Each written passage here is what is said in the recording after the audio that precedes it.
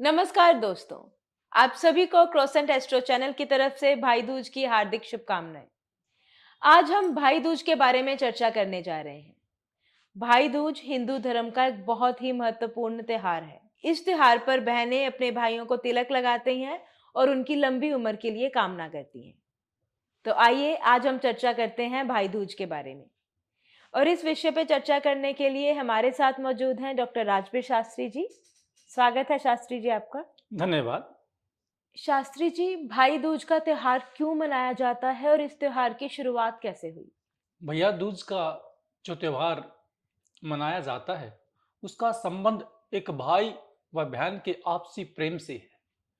उसकी कठिन समय से संबंधित है। जब जब बहन के ऊपर किसी प्रकार की आपदा आती है, तो भाई उसके संरक्षण, उसकी सुरक्षा, उसकी भलाई के लिए हमेशा उसके पास तत्पर रहते हैं। हमारे इतिहास में अनेकों प्रकार के ऐसे उदाहरण हमें प्राप्त होते हैं, हमारी पुराणों से, वेदों से और रामायण महाभारत में भी, कि जब जब किसी के ऊपर संकट आता है तो उसका भाई स्वयं भगवान योगेश्वर श्री कृष्ण भी अपनी बहन की रक्षा करने के लिए अपने रूप को धारण करते अवतरित होते हैं।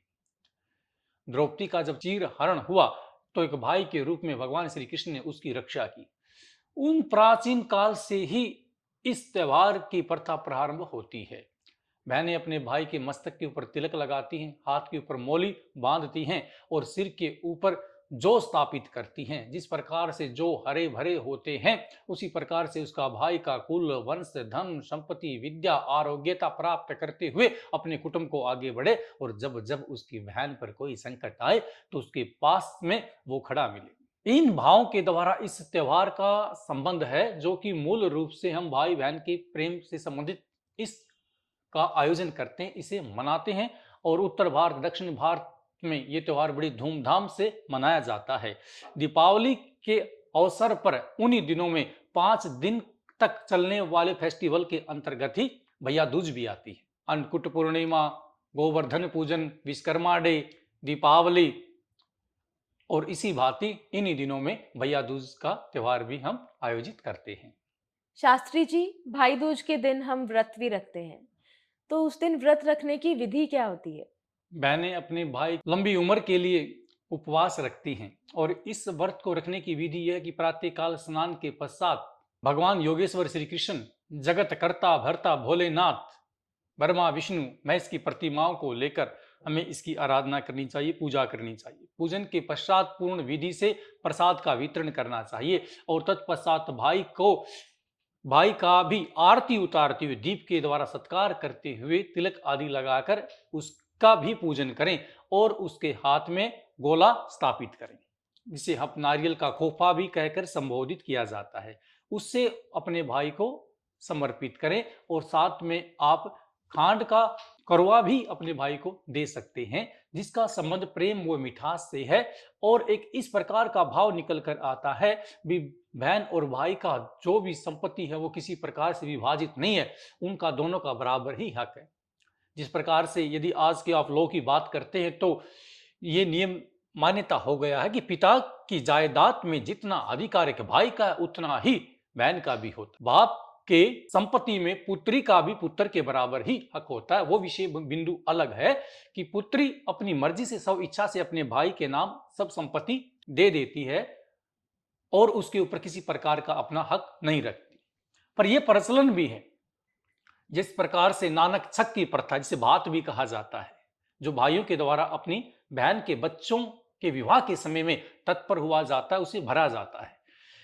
इस प्रकार की जो घटनाएं, कोई त्योहार आता है, रक्षाबंधन आता है, भैया दूज आती है, सकरात आती है, दीपावली आती है, उस त्योहार का जो उपहार होता है, जिसे हम सीधा भी बोलते हैं, वो गिफ्ट लेकर भाई अपनी बहन के घर पर जाते हैं, उसका मान सत्कार करते हैं। इन बंधनों को मजबूत करने के लिए ये प्रथा चली हुई है। कई स्थान पर ऐसा भी देखा जाता है जहां पर बहनें अपने अधिकार को लेती हैं तो उनके संबंध भी वहां पर खराब हो जाते हैं। यद्यपि किसी बहन का कोई भाई नहीं है तो वो अपने पिता की संपत्ति को ग्रहण करे, अन्यथा अपने पिता के घर से कुछ भी न लेकर आए। अपने भाइयों को सुप्रीत करना चाहिए, इससे उनके आपसी मेल मिलाप मिले रहते हैं। अन्यथा भाभी ही भाई को इस बात से दुखी करती रहती है कि आपकी बहन ने आपके लिए किया ही क्या, आपकी जायदाद भी उसने ले ली है।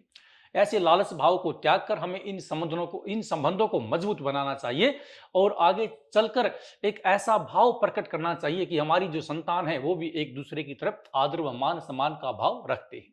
शास्त्री जी, भाई दूज के दिन हमें किन किन बातों का खास ध्यान रखना चाहिए? भैया दूज के दिन हमें प्रातःकाल स्नान करने के पश्चात घर की व्यवस्था करते हुए भगवान विष्णु का ध्यान करना चाहिए, गौरी गणेश का हमें पूजन करना चाहिए और भाई के निमित्त कुछ प्रसाद निकाल कर उसी समय में रख देना चाहिए। जब भाई से आपकी मुलाकात हो, भाई आपके घर में आए या भाई के आप आसपास रहते हैं, तब उसका सत्कार हमें करना चाहिए। इस दिन हमें असत्य भाषण नहीं करना चाहिए, अपने भाई की लंबी आयु की कामना करनी चाहिए, उसके स्वास्थ्य को तंदुरुस्त रखने के लिए प्रार्थना करनी चाहिए। इसी प्रकार का कोई भी भाव मन के अंदर ना आए जिसमें ईर्षा, लालच, लोभ, मद या तंद्रा जैसा भाव आपका दिखाई पड़े, ताकि इस संबंध के अंतर्गत किसी प्रकार की खटास या दूरियां न बढ़े।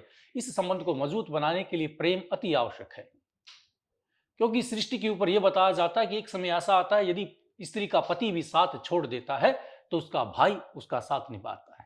भाई का जो संबंध इस लोक के ऊपर है वो है तुलनीय है, उसकी बराबरी कोई दूसरा रिश्ता, दूसरा संबंध नहीं कर सकता। माँ की एक कोख में फलन होकर, माँ के एक ही स्तन पान से दूध पीकर इस जगत में जब हम अलग अलग विचरण करते हैं तो ये भाव हमारे आपसी प्रेम को ही दर्शाते हैं। शास्त्री जी, भाई दूज के व्रत के समय हम किन किन चीजों का सेवन कर सकते हैं? भैया दूज का यदि हम उपवास रखते हैं तो इस उपवास के दिन आप पंचामृत का सेवन कर सकते हैं, गंगा जल का पान कर सकते हैं और फलाहार आप ले सकते हैं। सायंकाल के समय में चंद्र दर्शन कर कर भाई को आशीर्वाद देकर इस उपवास को उद्घाटित कर दिया जाता है। शास्त्री जी, वर्ष 2023 में भाई दूज किस दिन है और इसका शुभ मुहूर्त क्या है? सन 2023 में भैया दूज का उपवास तथा पर्व 14 नवंबर 2023 2:36 से प्रारंभ हो जाएगा तथा 2:36 से लेकर 15 नवंबर को 1:47 दोपहर तक इसकी समय अवधि रहेगी, जो कि पंचांग अनुसार मान्य भी है। तथा पंचांग की भाषा में यदि हम आपसे बात करें तो कार्तिक मास के दीपावली के पश्चात शुक्ल पक्ष की द्वितीया तिथि के दिन इस त्योहार को मनाया जाता है। शास्त्री जी, आज आपने हमें और हमारे दर्शकों को ढेर सारी जानकारी दी। इसके लिए आपके बहुत बहुत आभारी हैं। अभिवादन करते हैं आपका। आज हमने भाई दूज के बारे में चर्चा की। उम्मीद है हमारे दर्शकों को आज का हमारा कार्यक्रम बेहद पसंद आया होगा और उनको ढेर सारी जानकारी मिली होगी। इस साल भाई दूज पे आप व्रत रखें और विधि विधान से पूजा करें। ऐसी ही और जानकारी के लिए आप बने रहिए हमारे साथ क्रोसेंट एस्ट्रो पर। आज का कार्यक्रम आपको कैसा लगा हमें कमेंट बॉक्स में जरूर बताएं। धन्यवाद।